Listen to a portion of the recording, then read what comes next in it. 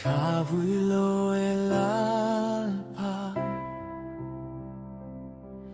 Engkimbul chuinia Ruina chantur kaneitehi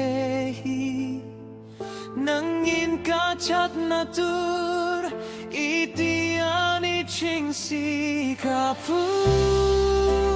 Vangaloni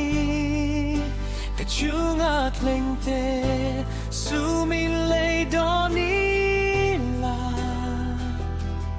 Mal sao min vurtehi Leisen rolo anisi Kachunga itlena Kavuilo elalpa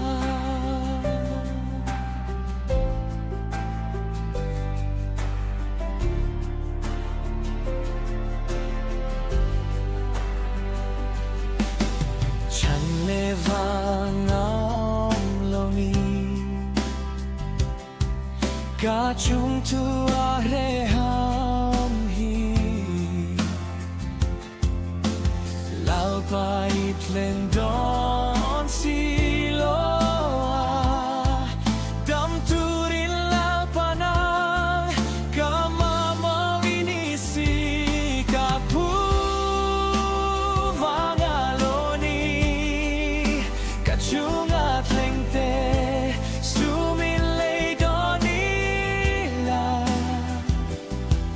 Masal min burtehi Leisen rualo anisi Kachunga itlena Kavuilo elalpa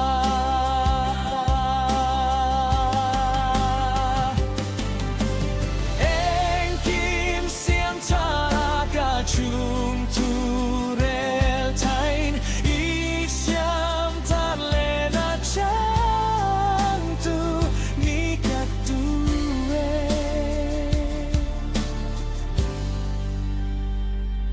Kapu vangaloni Kachungat lengte Sumilay donila Malsao min vurtehi Leisen rualo anisi Kachunga itlena Kavu